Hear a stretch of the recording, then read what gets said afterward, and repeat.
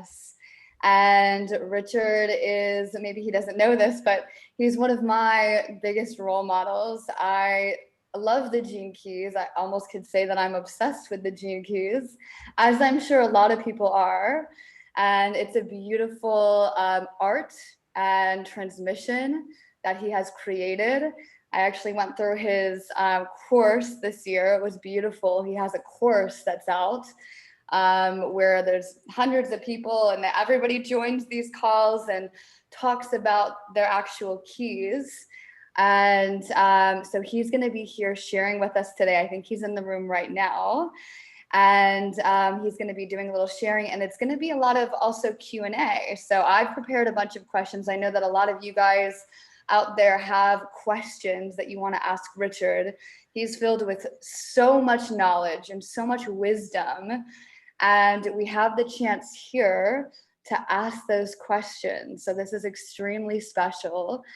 And Richard, I would love for you to introduce yourself, and it's great having you here. Hi, Chelsea. Thank you for inviting me, and welcome to everyone.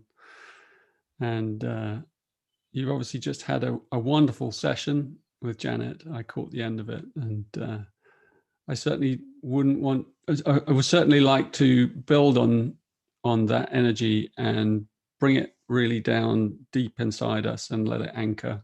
So let's make that the intention of this session. And the Gene Keys is all about that. So it's all about anchoring, and particularly in the belly, and coming into this point of deep wisdom and stillness inside ourselves. And out of that, our life force explodes and flows into the world. So I'm very happy to be here, and it's nice to see you all, and looking forward to sharing some time. Thank you for being here, Richard. It's so special. So I'm sure that we have so many things that we could talk about, but with the world in the state that we're in, the Gene Key that's really speaking to me the most right now is Gene Key 55, and the shadow frequency of victimization and the city of liberation. And I think a lot of people right now are in fear states, and there's a lot happening in the world. And personally, this Gene Key gave me a lot of hope for the natural evolution of the world. And you talk about creativity ruling life, and we'll be experiencing life as art, which really speaks to me. And the body needing less salt, and being able to use light as our food source, and shifting into the solar plexus. I would love if you could talk about our state of the world right now, and as we awaken, how this Gene Key kind of plays into that. Yeah, well, I'll do my best. I guess I'll back up and just for those of you who don't maybe know Gene Keys, describe in a nutshell what they're about and what they're for. Since you all seem like a very switched on group, I'll start at quite a kind of high level.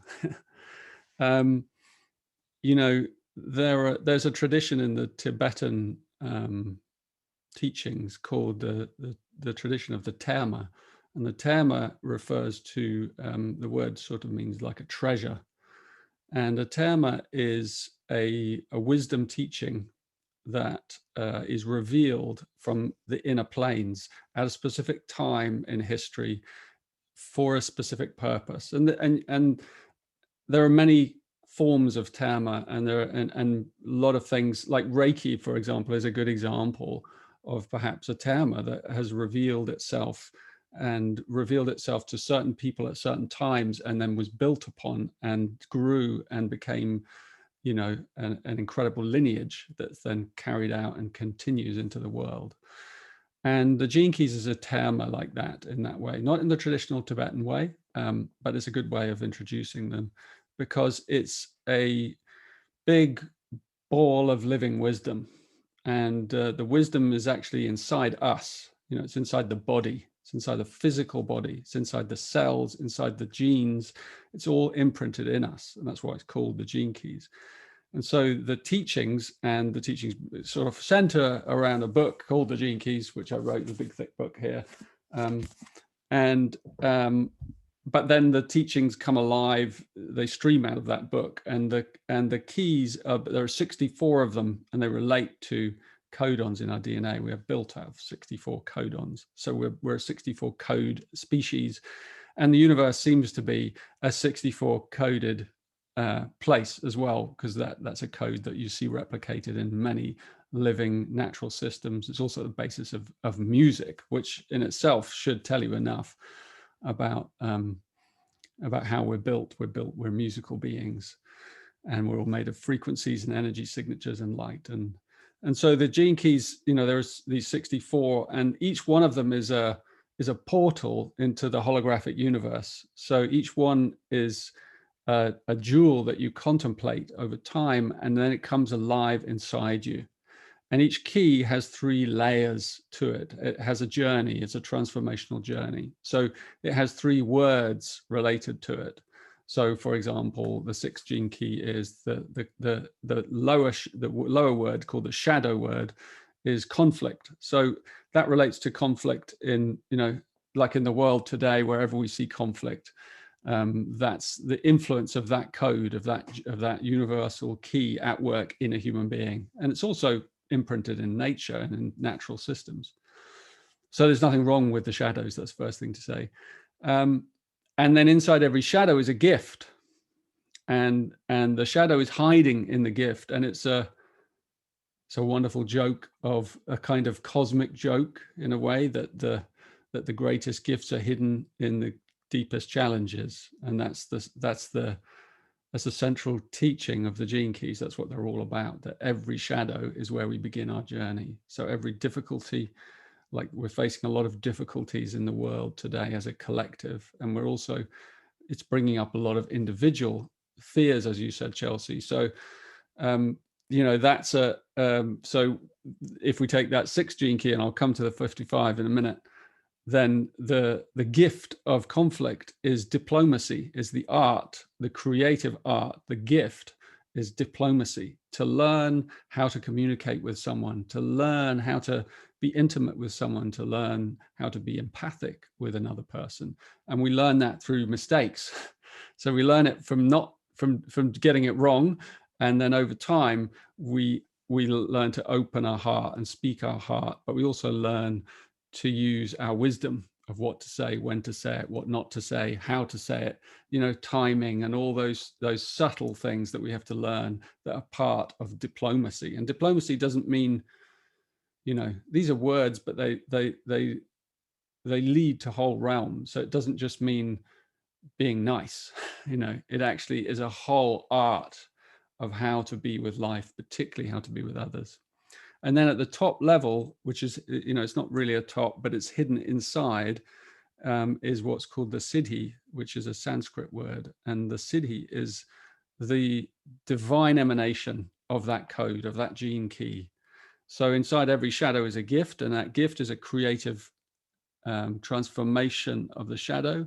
And then out of that shadow flowers or fruits this beautiful siddhi. And the siddhi is our future, in a way. It's it represents, you know, our fully enlightened consciousness. So it's a manifestation of a fully enlightened consciousness. So in the case of that gene keys, the 6th gene key would be conflict, diplomacy, and then the siddhi is peace. And peace it's not just a cute word. Peace is the underlying nature of the universe. You know, that is, so every siddhi relates, it is a portal into the mind and heart of God, of the divine. And it's hidden inside us. So, and that's what the gene keys is here to do. It's here to trigger and help us work through these different codes that we face individually, and in our families, in our relationships, and in our society, community, and the world, and Gaia herself, and also our higher role, even our spiritual role within the cosmos. So it's a big body of wisdom. And, you know, as I wrote it, as it came together over many, many years, the one gene key that kind of took me by surprise was this 55th gene key, because it's about this time we're in now. And when I mentioned that a terma, you know, is for a specific time, the gene keys brings the specific message that comes out of this 55, number 55, right? And the keys come in pairs as well. So everyone has a pair, and the 55 is paired with the 59, and the 55 is freedom. It is the key for freedom. And its shadow is victimization. It's about the victim. It's about the victim consciousness. And everywhere we look, embedded in our basic human behavior and in our historical lineage and in our ancestral DNA, is this deep core embedded wound of the we are victims in some way, and it emerges as behavioral patterns, you know, sociological, geopolitical. Everywhere you see it, you see victims. You see victims and abusers, and those, that is the framework of our consciousness as it stands today, and we're growing and learning through it and beyond it. And that's what this 55th gene key points towards: freedom. And we learn a lot from this partner of it, which is the 59, which is about intimacy. You know, so the shadow is dishonesty and intimacy. So you have like victimization.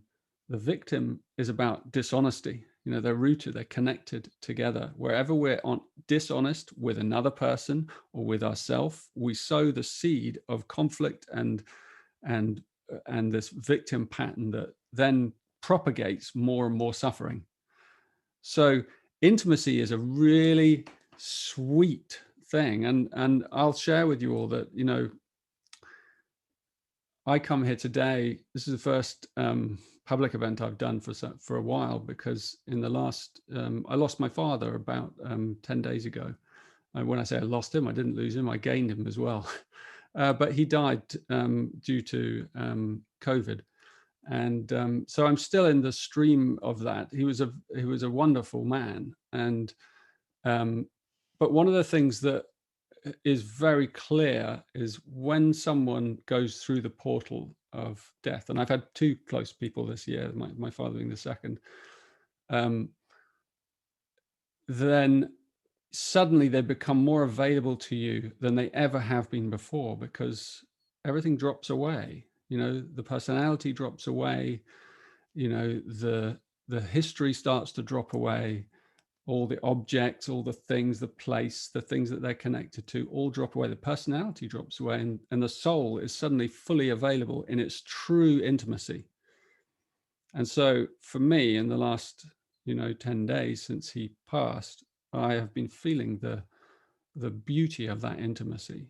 And I really, you know, it's especially profound when it's your parent, and he was a man I loved very much as well, and who loved me, and who many loved, actually. So that intimacy is about transcending death, you know, and that's what the ultimate victim state is.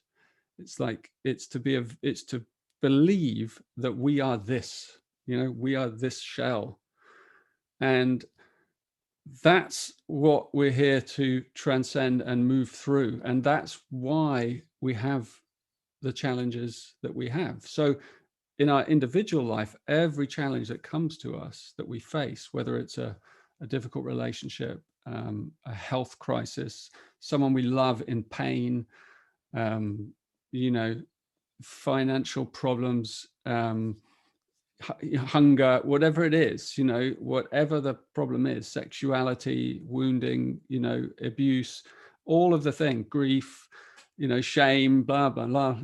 We know all the stories. It's here specifically for the purpose of awakening us to move beyond this state of thinking we are this. And I know that you've heard this story before. and yet fully embodying it is our, you know, that is our role, that is our task here. and to attain that level of freedom, you know, and ultimately it's freedom from, you know, it's freedom from fear, you know, and that's what this time is delivering us. And yes, we can get into the layers of the 55th, you know, the transmission of it, Chelsea, and I'm happy to, because it has so many layers, and it's very prophetic. It describes this time, and it shows us how there has, you know, there needs to be a crisis in order for there to be a breakthrough.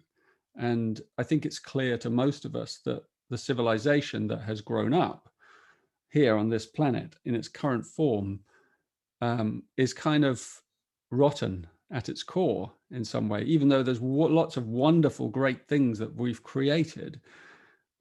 We've also lost touch with the most essential things. And, you know, a lot has to fall away in order for us to transmute this suffering that we carry, and to the pain of our mistakes and our past. That all has to be transmuted. And that's why the work with the Reiki and the work with these subtle bodies at this, you know, energetic level at this time is really important, because it's charging up the collective field, and it's helping process all this anguish that we carry in our physical DNA. Each one of us has come here carrying a weight, a burden, and that, you know, and the more light we have in our soul, the greater the burden we will have agreed to take on. And sometimes we forget, you know, we're like, oh God, this is like, I didn't sign up for this. You did. You did. You better believe you did. And it's because you're a great soul that you signed up for it. And you even signed up for it going, well, okay, if I take that load, I may even have moments where I forget and ask for it to be taken away. And yet that's not why we're here. We're here to transform it. And that means we move towards it, into the suffering, into the landscape of the wound, and we learn it, and we have to learn how it works, and we have to know it in ourselves and in its real intimacy. And then one day we become fully transparent, you know, when it, you know, that the future is beautiful. The future is also assured, but the journey of moving through the tunnel, through the wormhole, that is something that no one can predict how it's going to go. But that's the mystery play that we're in. So yeah, I guess I've said enough to start, but hope That's beautiful. No, that's amazing. I love hearing that. I liked actually hearing about the trauma, and that we are actually in the time of Gene Key 55, because I actually didn't know that it was actually meant for right now, and that just felt that way. So that was really beautiful to express it like that. So I know that the Gene Keys is based on astrology, the I Ching, human design, and quantum physics. Those are the 4 components. Is that right? there's more than 4. There are many, but those are some of them. Yes. Oh my, yes. Okay. I'm just curious about the I Ching and how all of the, I guess I'm kind of curious about just the origin story and how all of these came together. I know it's a very long story, but I also think everyone here would really love hearing how this information kind of came to you. Yeah, well, it's one of those funny stories. I'll keep it short because there's a lot of other things to say. But essentially, I woke up one morning, and I was in my late 20s, and I woke up one morning and everything was different. And I just woke up in my bed, and the moment I woke up, I was in a field of light, and I woke up into a mystical experience, into that I didn't know what it was then, but I woke up, and it lasted for 3 days and 3 nights, the experience. And it was a spontaneous experience in that way. And in those 3 days, I was kind of light. There was light just pouring through me. There was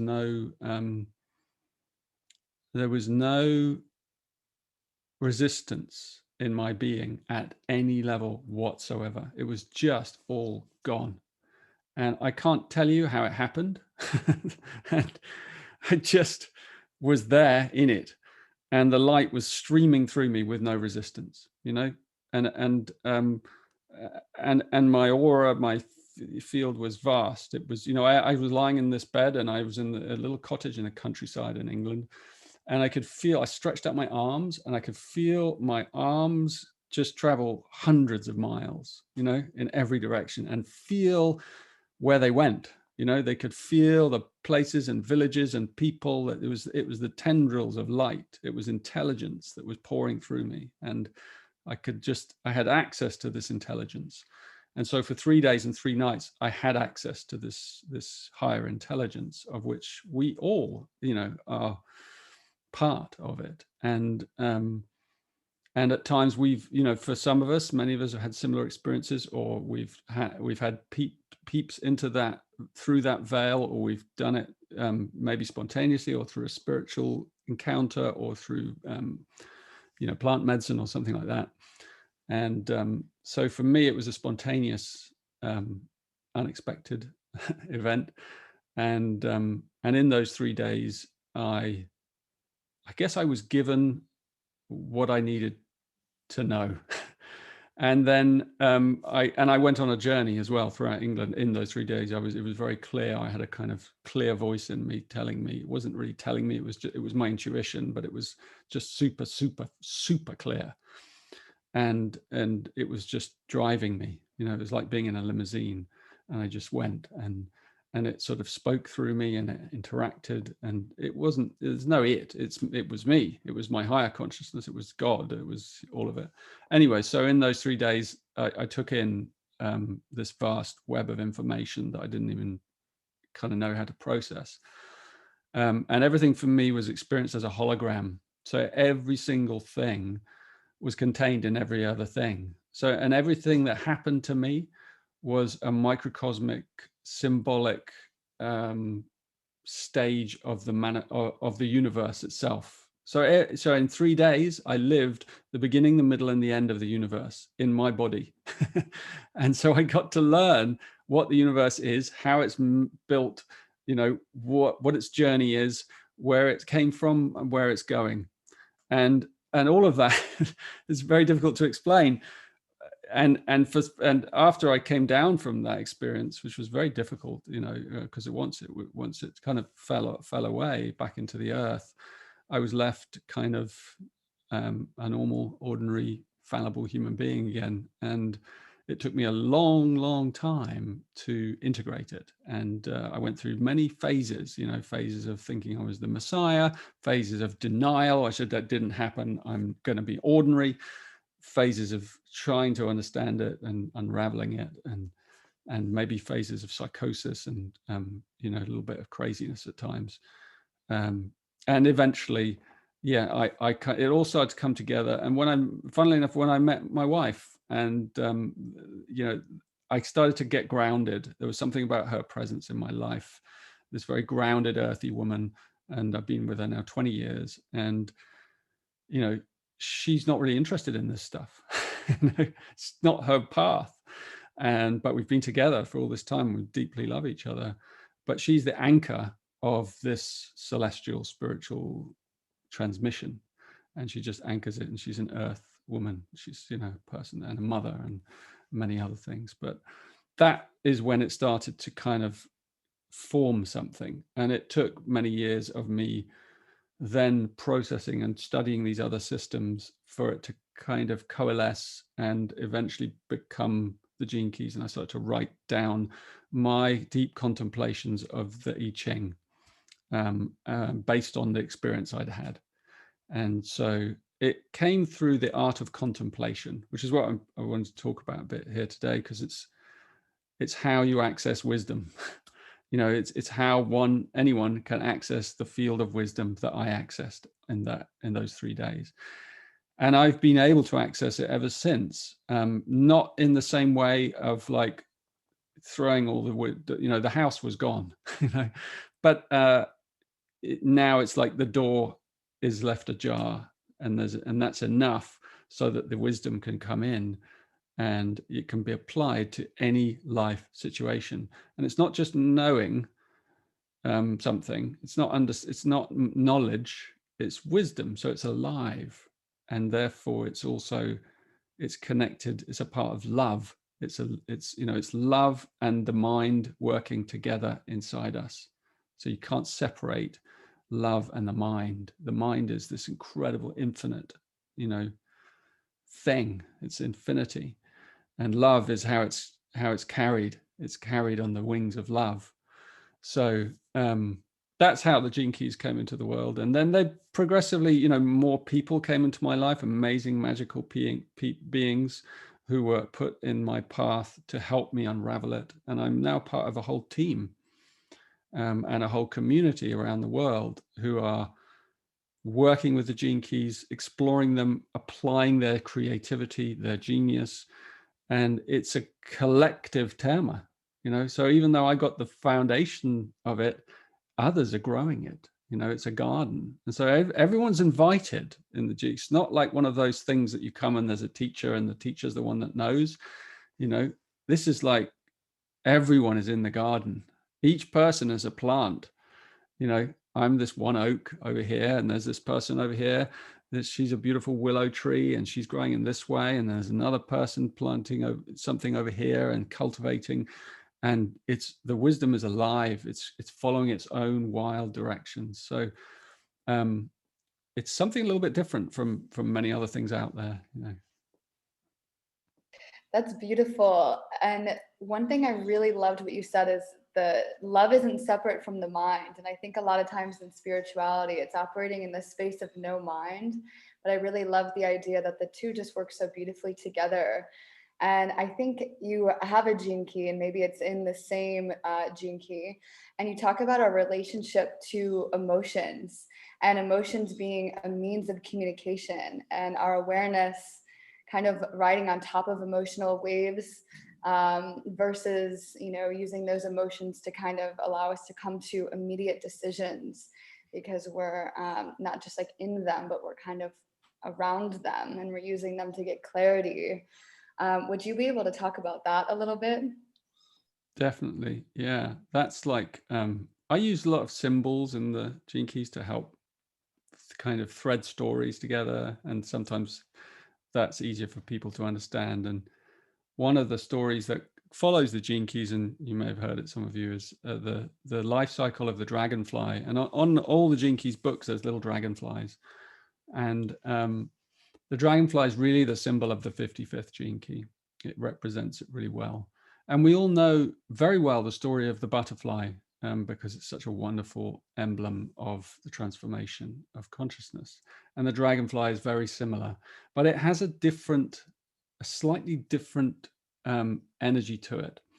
And it represents this victim to freedom journey really well. Because the dragonfly begins its life as a nymph. It's called a nymph, an underwater creature, and it's a predator, and it lives under the water for 2 or 3 years as this very successful predator, and it feeds on little fish and other, not fish, but little other kind of aquatic creatures down there, and it has no idea that actually hidden inside it is this flying creature. It's this other thing, and it's because it lives in its gray, murky, drab world down there. And then one day something extraordinary happens, and it happens quite quickly. Like suddenly some sleeping gene is triggered inside the dragonfly, and it does something it's never done before. It finds a stalk of grass or a reed or something, and it climbs up this stalk. It has legs, and it can climb up out of the water into the sunlight, and it's never done that before. It lives underwater. So this is like a fish coming out into the air, deliberately in a way. And so it comes up, it's this underwater insect. And then as soon as it gets up towards in the sunlight, it sort of freezes on the stalk, in the sun, like in the light. And it's never done that before. It's like, it's almost in shock, you know, like, what have I done? You know? And it can't move. and it's kind of, it clenches itself there. And then this process starts to work inside it. And there's this, like in the caterpillar, there's this incredible mutation, this molt that takes place as the water that's inside it is pumped into the creature within it. Right? So it's a hydraulic procedure. You know, it's hydraulics, which means that water is, the pressure of the water pushes open the kind of thorax, which snaps open the back of the old creature. And then this thing inside, this spiral creature, starts to unravel like this. And then the wings open out as well, these 4 wings, and they're resplendent, you know, they're iridescent. They have these colors that you've probably seen. And there's this creature suddenly, and left on the kind of the stalk of grass or whatever, the reed, is the shell of the old one still hanging there, you know. And you can see these, you know, in this process. And then this dragonfly is just sitting there, and it takes a puff of wind, and then it's gone, and suddenly it takes to the air, and it is this magnificent aerodynamic creature that has incredible abilities. And so that process is a really great, you know, parable for our process, particularly now, because it's the energy of our shadow, of the underwater consciousness. It's the water itself, you know, that pumps the new creature and forces it out into the light. So that's why it's so important to understand, because it's the shadow, it's the material energy of the shadow of our wounding, of our suffering, that actually brings us to the revelation. And it, you know, and this is actually, according to me anyway, this is a literal story as well, because in humanity, you know, the prophecy of this gene key and the whole gene keys themselves is that we are the dragonfly, and that there is a sleeping gene that has been triggered inside us, and it is forcing us, many of us, towards the light. And it's forcing us towards the light through work on our shadow. You know, so we have to really come to terms with our suffering. And anyone that's really doing that inner work, that shadow work, that transformational work, those are the people who are the dragonflies, you know. And, you know, because there's a lot of spiritual bypassing as well, isn't there? Like people that would like to do that and go straight to the light and not attend to the real deep wounding and the pain. And that's also a part of the journey, you know, for some of us to learn that way, and then fall and then realize, oh, I didn't address something inside myself, you know.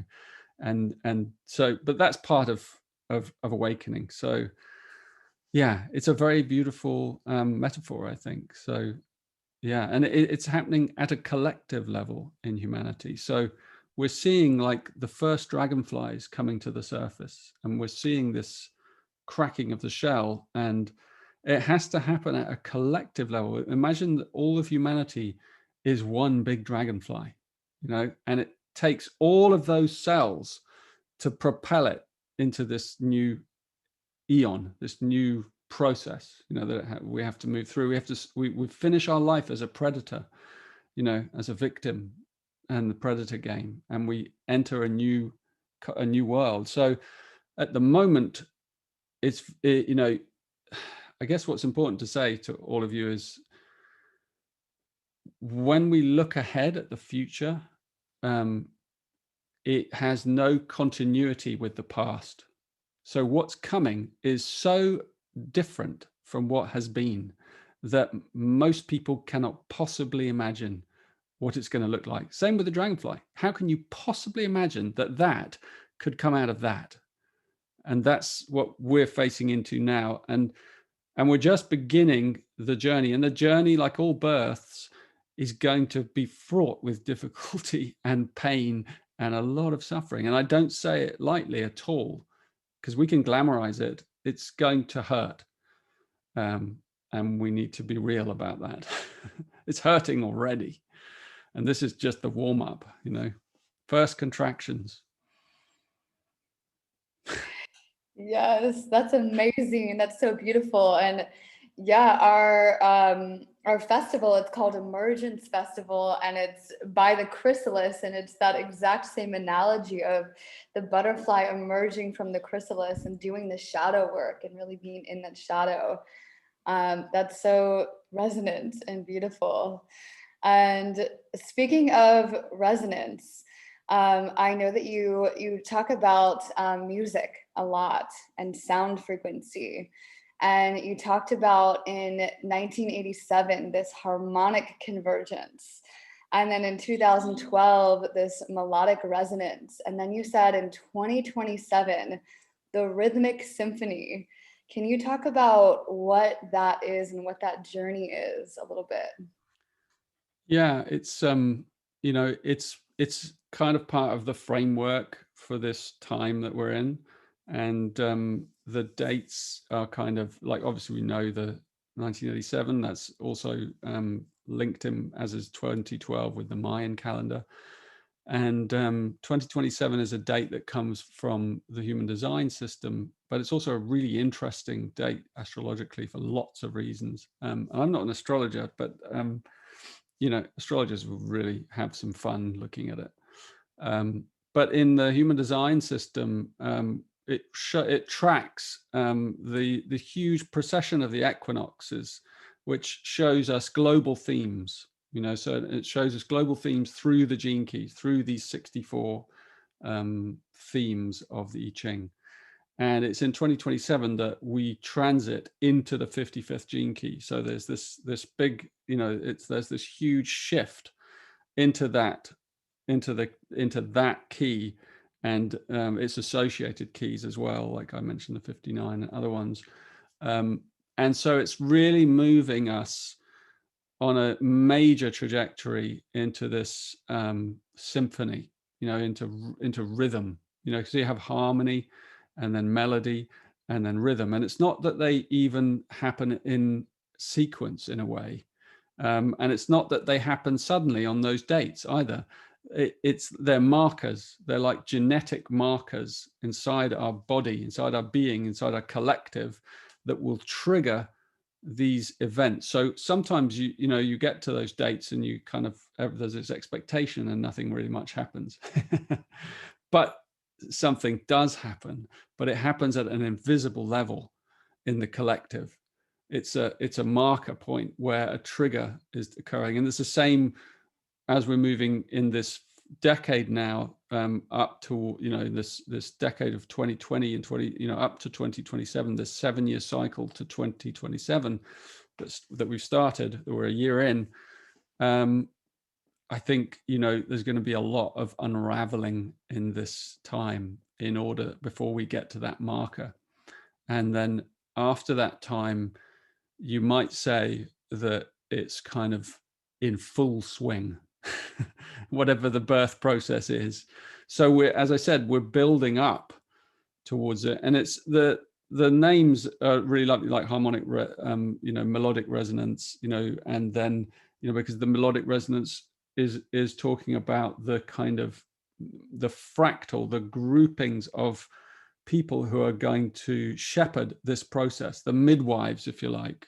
I call them the catalysts, who are going to shepherd this process, this birth, and so it's now at the time where those people are meeting, connecting, collecting, work, coming together. That's what this time is for. In the next, for anyone listening to this, in the next 5 or 6 years, it's really important to come together with those on the same wavelength like you are in this community, and begin to kind of bed down some real kind of grounded sense of community, relationships, build the bonds strong with each other, and then reach out to other communities and teachings as well who are doing the same thing, so that we're building this melody, in preparation for the symphony that can begin, after that date, 2027.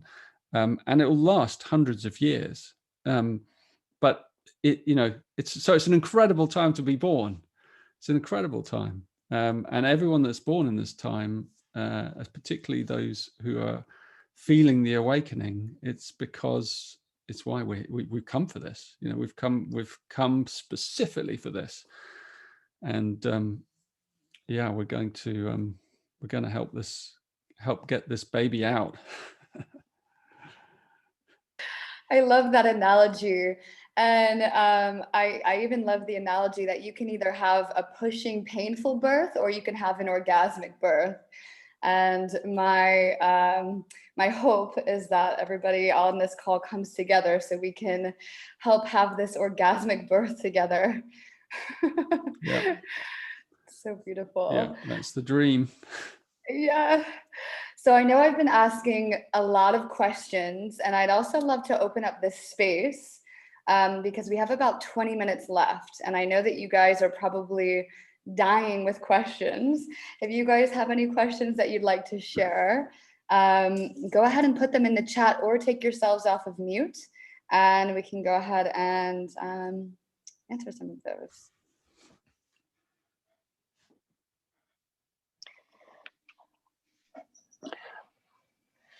Hey, Richard, this is Lillian. I'm really excited to have you speak on here. So thank you for joining us and for everyone listening. I have a question since we're on the 55th Gene Key topic. There's a commentary where it states that if by 2012 you're not in resonance with a dream that is moving into form, your DNA will be locked out of the story. Are we saying that there are people that are simply not going to transform, or was there a different intention behind that statement? Well, it's a bit of a heavy statement, isn't it? Yeah. And I think there's, you know, I kind of hope it's wrong, you know, because things I've said, I, you know, you say things and then, you know, they can change. And I hope it's wrong, and only time will tell. But I think there may be some truth to it, because, you know, this is what the ultimate freedom is. You can evolve at your own pace, at your own speed. And if this isn't your eon, then your freedom is to return, and you know, at a later date. And why not go at a slow speed if that's where you're at, you know?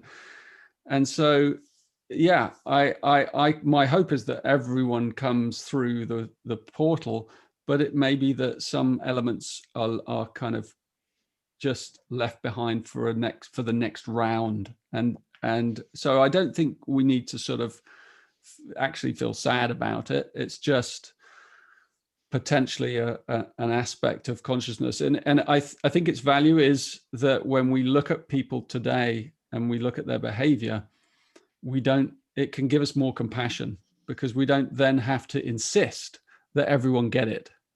You know, we can just be like, okay, if you're meant to get it, you're really going to get it.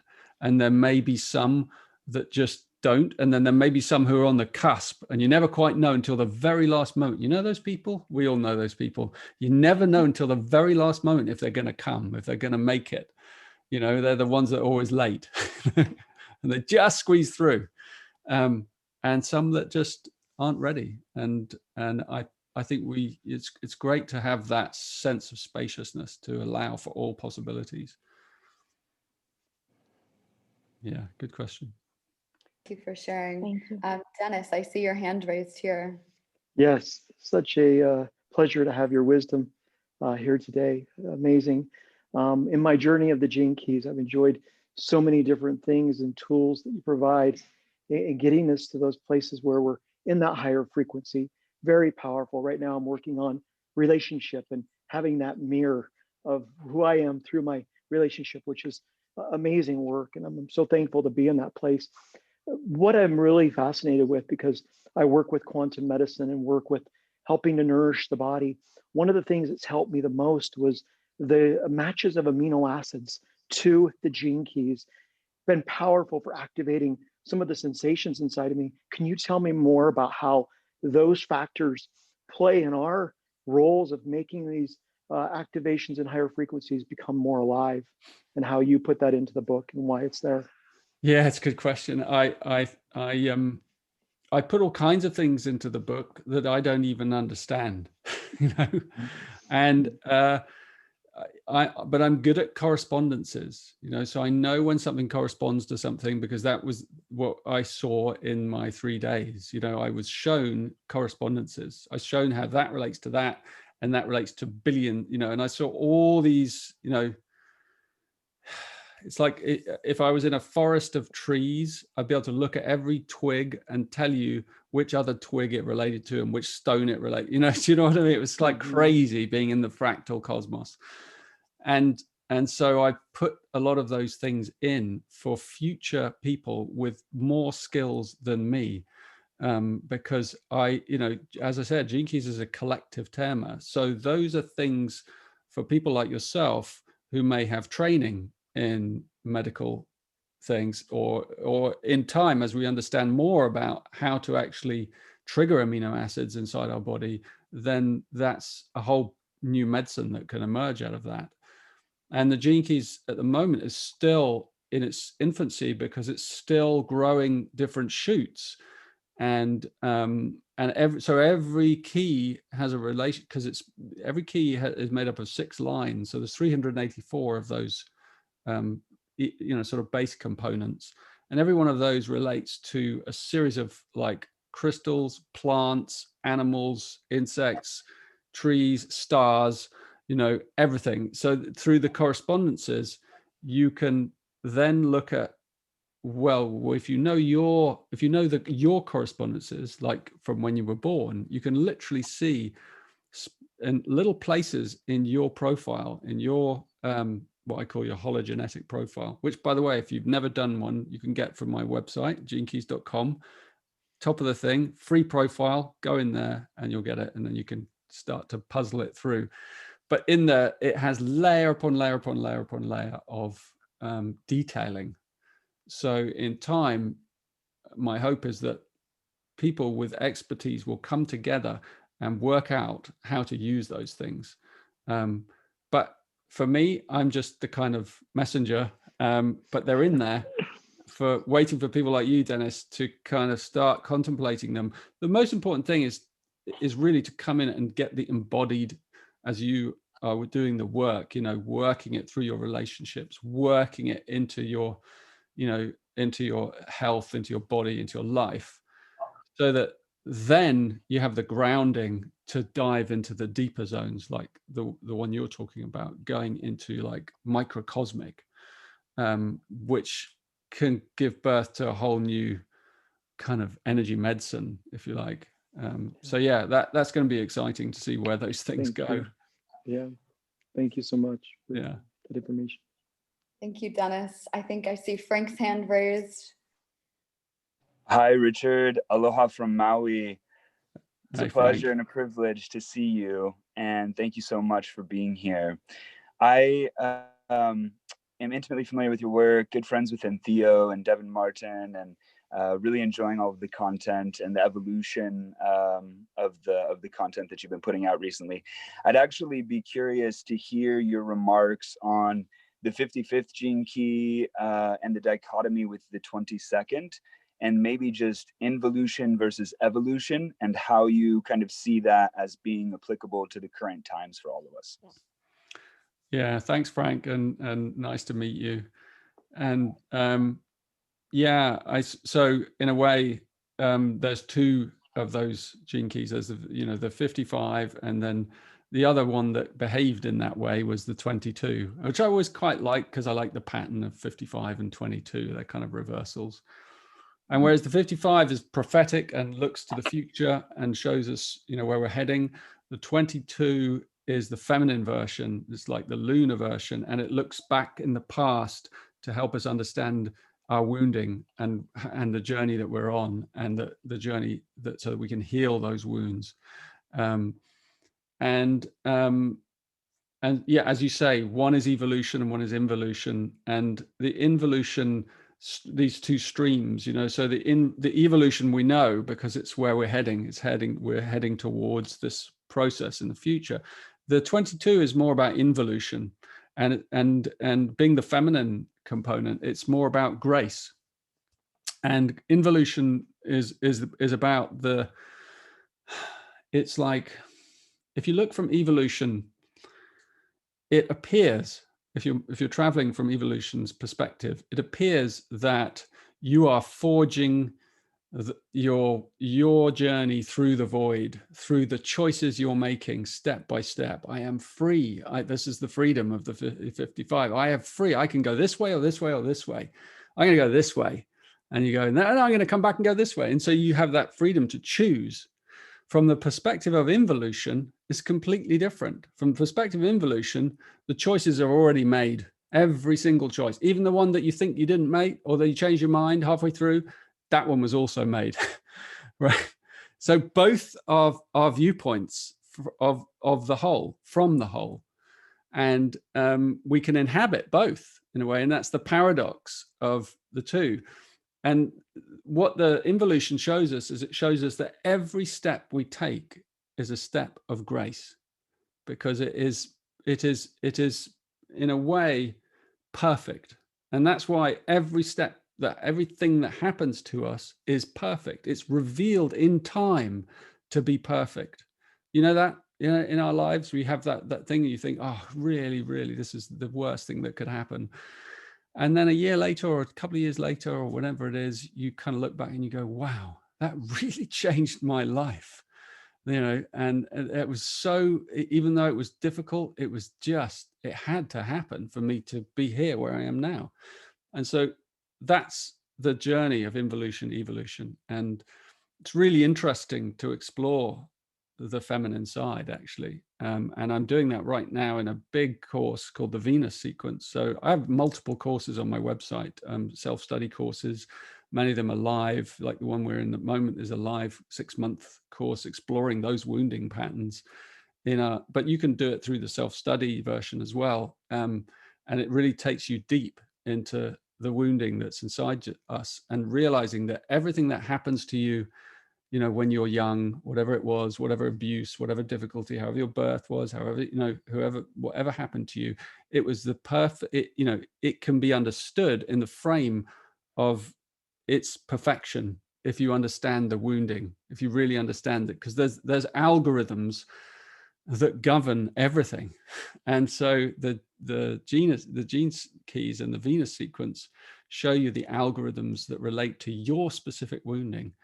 And they also show you the collective wounding of the whole of humanity and each step we take. So having both of those perspectives is actually what leads to a kind of non-polarizing view in the world. Like right today, there are so many polarizing views, okay? Because someone's inhabiting one side or the other side, you know, and if you can inhabit both sides, you don't get caught in that trap of I'm this side or I'm this side, you know, and you can still kind of prefer one side, you know, and that's also completely bona fide, you know, but you have to know both sides in a way. And that's wisdom, is being able to stand in at all levels of the duality and then transcend it. Beautiful. Thank you for that. Thank you, Frank.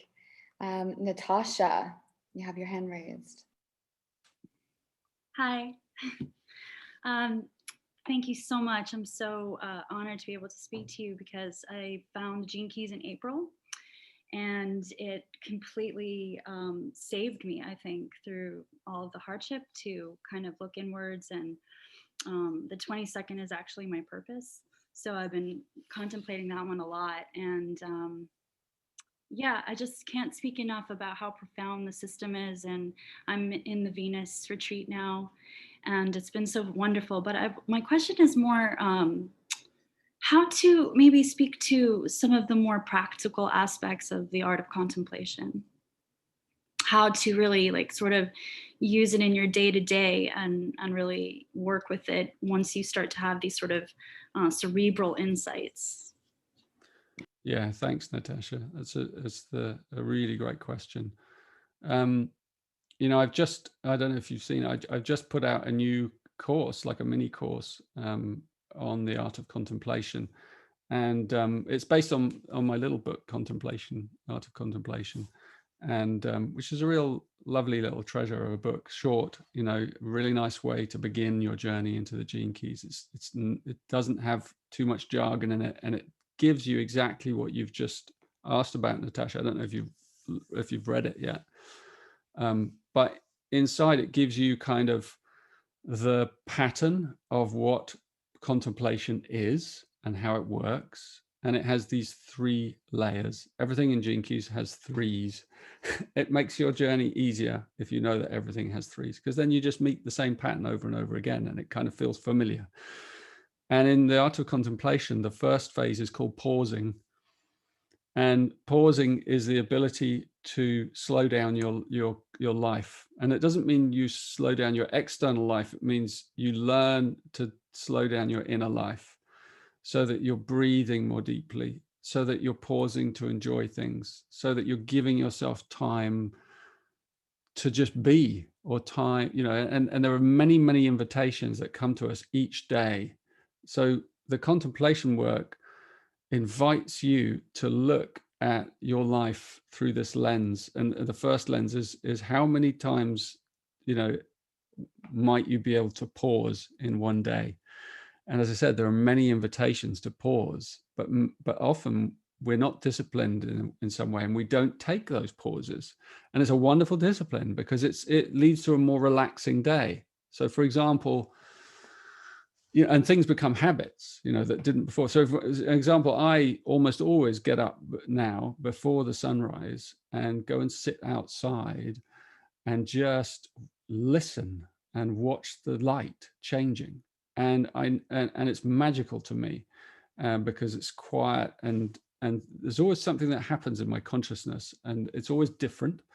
And in the summer months, I often even go and meet the sun in the fields and stuff. But that's an example of giving yourself the space to pause and listen and let life in.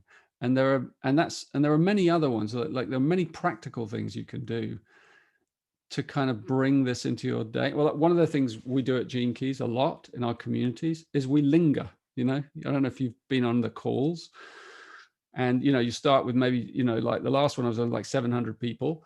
And then I always linger, you know, I wait at the end and I linger and I linger and I linger, and we just sort of hang out and we talk a bit, and we just, you know, whatever comes out, comes out. We stop the kind of teaching talk, and we just like hang.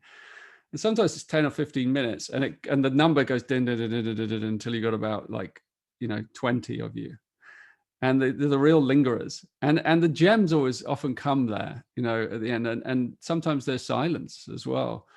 But that's an example of, like, you know, using your life as a way of, you know, seeing it as art, you know, because if you can pause, you will see more beauty around you than you can possibly account for, you know. And the aesthetic of contemplation is that you can't see that beauty unless you're pausing regularly. So that's the first phase, and I'll quickly do the other two.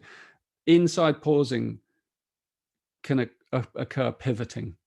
So if you have 100 pauses in a day, you know, and one pause can be just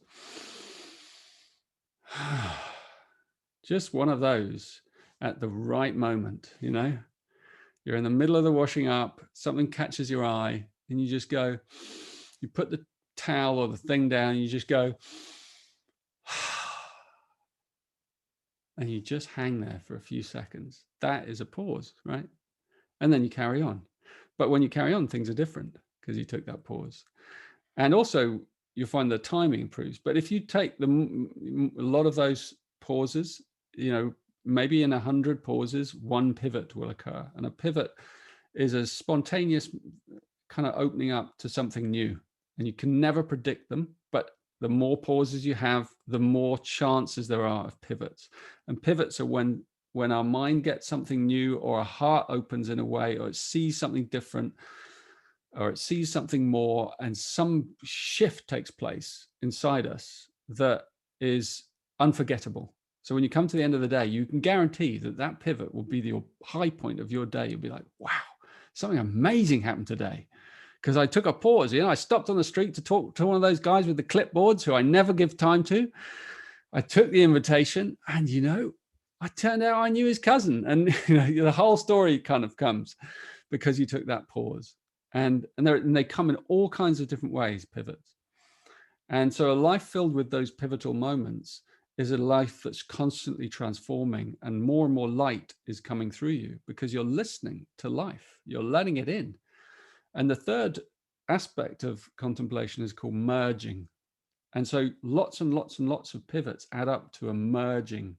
And merging then becomes a part of who you are, because you start to merge with life, with the world, with others, with anger, with fear, with love, with, you start to you no longer contract away from things that you don't like, but you start to kind of move towards everything. And it's the field of love opening up in you, and the field of trust. And that's what the art of contemplation does. It may sound like it's a kind of mental thing at the beginning, but it's very physical. It's deep in your breath. It occurs. It's deep in the belly. As the breath deepens and your life starts to kind of open up in a new way. So on a practical level, if anyone's interested in kind of learning it, I'm doing a little pitch here. My new little online course. If you go to genekeys.com homepage, it's right there. The first, you'll see new online course. It's $35. It's so cheap. It's my cheapest course because I want everyone to know it, because it's so beautiful. And you go in and it's very easy, and you get the book, and I'm reading the book in installments, and you can just take it at your own time. It's very mellow. It's very easy. Anyone can do it, anyone, and you guys are like pretty advanced anyway, but sometimes the advanced people miss out on the simplest things. It's like, that one. A lot of nodding heads. Thank you so much. Thank you, Natasha. That was an amazing question, and I resonate with that comment too. Adam, I think I see your hand raised here.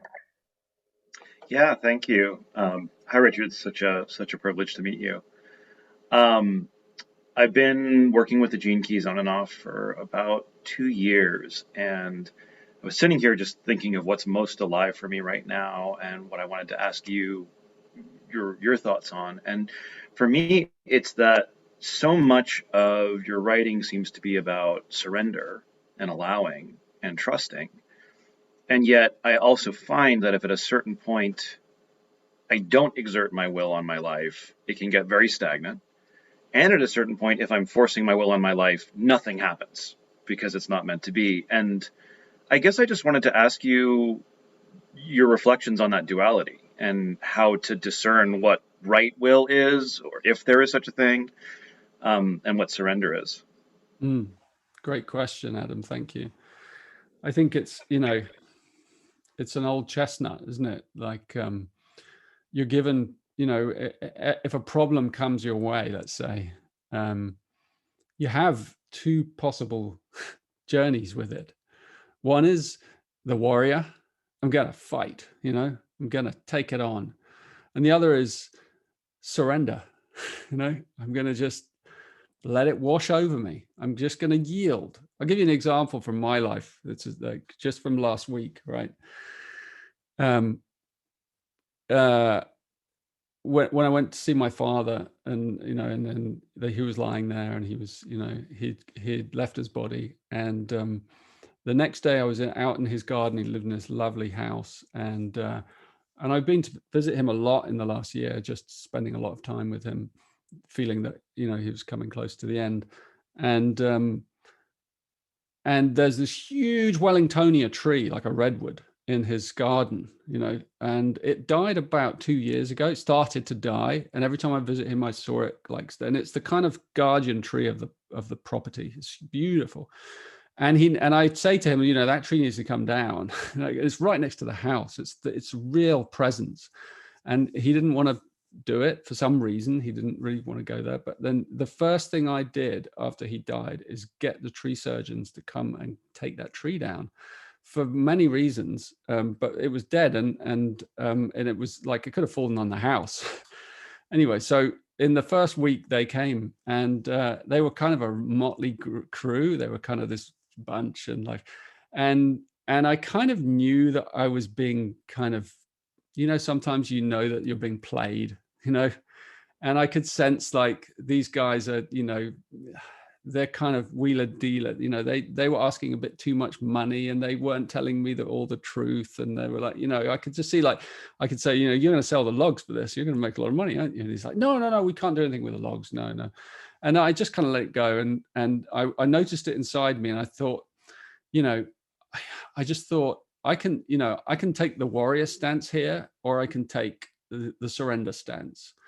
And I was kind of debating which one to take. I thought, if I take the warrior stance, which is the stance for justice, you know, which is the stand like, I'm not going to be ripped off, you know, you're not going to pull the wool over my eyes, you know, I'm, you know, and then I have to meet them, and then I'm facing them, and I can do that, you know, like I can definitely do that. Like, I know I can go down that journey, and many people would do that. And yet I was in this heart space. And so I chose the other path. I said, I'm just going to let it go, you know? And I thought, you know, it's a hard time for everyone, you know, those guys need a bit of extra money, especially that guy that brought that tree down. I thought, you know, he was like amazing how he did that on his own. And I thought, you know, just let them have a bit of the extra money anyway. It doesn't matter. They don't even, you know, you don't need to go there. And so I just let it go, and it gone. And then I was able to just be with them as a crew. And I didn't have this kind of, I'm going to have to kind of take you guys on. I just let them believe that they kind of, whatever they wanted to believe. You know, it wasn't all of them either. It was just the kind of leader, really. And it felt good. And I was able to even communicate with him in a very loving way, because I was able to say, you know, you guys did a fantastic job. You know, it's like, really appreciate it. And, you know, and then I was sort of thinking, after they'd gone, I thought, well, I won't be recommending them to anyone, but it's like, what the hell, you know? So in a way, we have those choices, and it depends on, you know, where it depends on where we want to go. Sometimes you got to stand up for what's right, you know, and you just got to do it. And other times you can let it slide, and you can just take a different path. And they're both incredibly valuable. And I wouldn't stake one over the other. It's just, as you said, discernment. You can't make a wrong decision, you know, and you might even change your mind halfway through, you know. But yeah, at this time, that's part of, I think, learning to be wise. Like, you learn to just go with whichever one flows through you, and you trust in it utterly. So yeah, there you are. Thank you so much. That's a great story. Thank you. That's beautiful. I see a question in the chat. I think this is a question on oneness and duality. Flaxus Art, would you like me to read it for you, or would you like to speak it? Is this a question for Richard? If our multi-dimensional. Thank you so much. I think it was already part of his answer, but I had this question written before you were talking about this experience, about this story, because for me as an artist, it's always very important to have more than dualism. One of my favorite artworks is like a skyline of Dubai, which is like a mirror effect. You have the skyline, and I put this skyline in black and white because we are living in this dualism. So the people are educated like doing something right or wrong, being good or bad, healthy or ill, rich or poor, and all this stuff like men and women, all the separations. So all the separations means for me, it's not freedom, it's not equality, it's not, there are, as long as separations are there, there's the bridge is missing. And so I took the mirror effect of this piece of art, of this image, and I left all the colors into the water, because water is a basic element for all living. And this means for me equality. This means for me it's an element we were born of, the water, and we are combined with the water, because the water today is the same as the water like the dinosaurs had in their bodies. So the water is just circling around. It is part of our all life and existing. And so, yeah, therefore I asked this question: if we are choosing like right or wrong or black and white, I think, yeah, it is. I think there's no solution. We will never find a solution as long as we separate. Yeah, I think you said it. I think it's absolutely true. And also, you know, today, where everything is divided into very sharp poles around the world, good and evil, you know, awakened people, sleeping people, you know, however you look at it, there's different levels. But actually, you know, if you look at the universe through the Aboriginal mind, the indigenous mind, you don't see things in that. They don't, you know, those people tend, I don't want to generalize, but that those views, I would say, don't tend to see in those terms in the same way. And there's a really interesting theory. It's called standpoint theory. I don't know if, you know, I know we have to finish soon, but and the theory is that, you know, on all the extremes, you know, you have all these different views of politics and, you know, people like spiritual people, material people, all that. And at the very edges are these people who have like extreme views, and they can be extreme, like, so they're not really extreme, like, so like indigenous people are like they're right on the fringe of society, of our modern society, right? But this theory says that the people on the fringes, their views bring incredible power when you bring their views to the center, because they like when you really understand the viewpoint of someone who's on the fringe and you integrate that into the whole, it has a much more powerful balancing effect on the whole than anyone else in the, you know, any other viewpoint, you know. So it's really important that we listen to those views that we kind of, you know, don't understand, you know, and we understand, and we want to try and empathize, like, how did you come to this view? I want to know, you know. And it's part of that journey I started with diplomacy. Like the diplomat is the one that knows how to listen, but doesn't ask loaded questions, just wants to listen, wants to understand. And when people are understood and they're heard, it's of great value to the whole, to the collective. And I think this is, you know, really a key in the years ahead for our society, is integrating those more, like, the views that aren't heard, you know, like, which is we're beginning to do with the Black Lives Matter and all kinds of, you know, other movements that are being heard, and extreme ones as well. But it's important to hear all the viewpoints, you know, because then we hear all the nuance and we can see the whole thing, and it means that our view is less kind of black and white. We're more able to flow through all the different views, and we can even appreciate the beauty of the whole, all as one. So spectrum of colors and spectrum of personalities and meanings. Yeah. Thank you so much. Yeah. Thank you. And we are getting to the end of our session here. Richard, I would love to kind of bring this back into our initial intention of talking about kind of the state of the world that we're in. And if you have any words or parting advice that you could give our community and really just the light workers around the world in general around these next few years as we're leading up to these really significant dates, potentially 2027, what would you say for us? I'd say learn to pause, really. You know, let your days become, you know, go the opposite way of everyone else.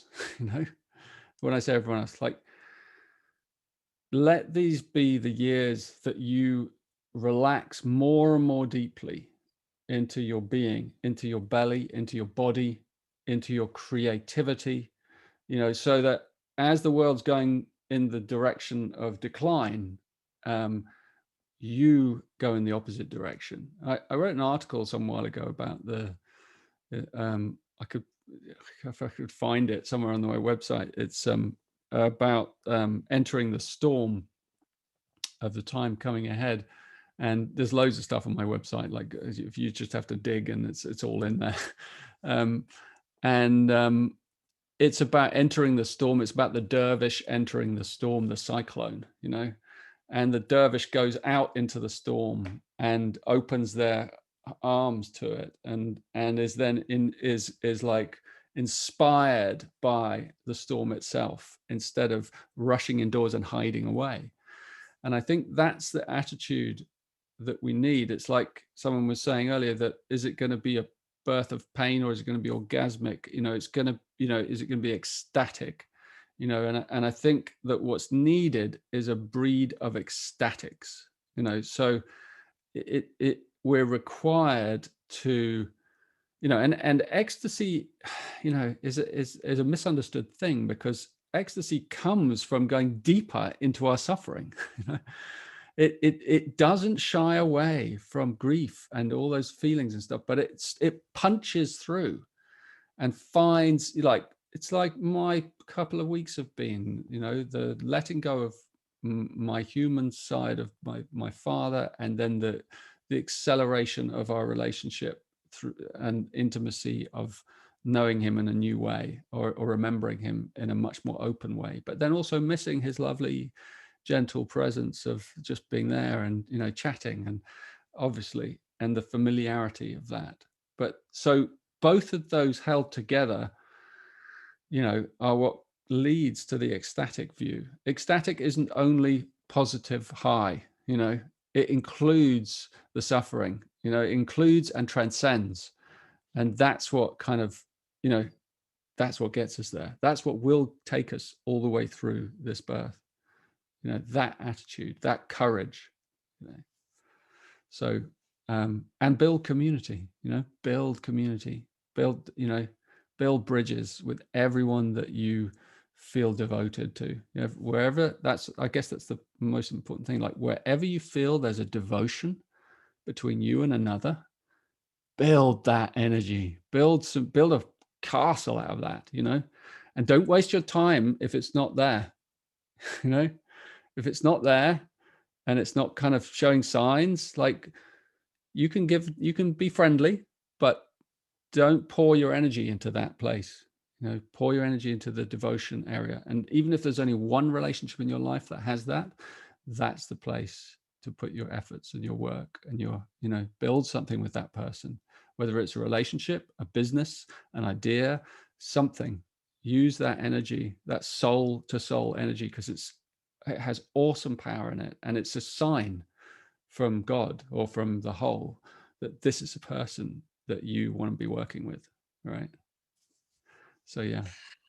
That's so beautiful. Thank you, Richard. Thank you for being here, for speaking at Emergence Festival, and for doing this for all of us.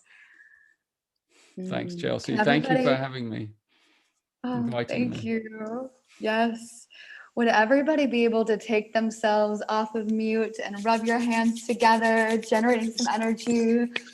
And Richard, we have a phrase that we say called Ashtahe. It means I am you being me. So can we give Richard a little Ashtahe love? Ashtahe.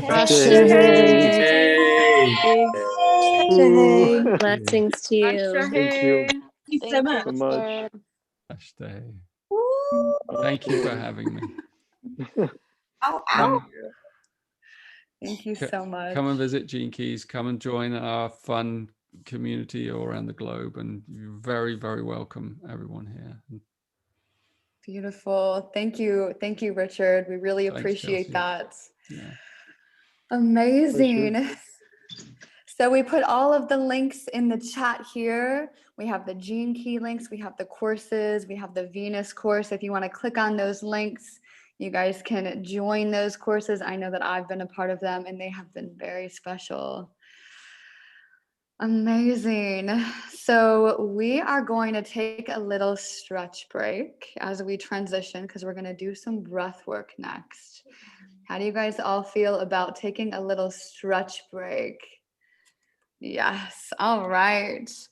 So go ahead and we can stand up. We're gonna move our bodies a little bit. Bryant Wood is gonna come on next, and we're gonna do a little movement. So I'm gonna put on a song. I know you guys know this one because we had it on earlier. And I'm gonna put it through my speaker so we can have some music here. Amazing.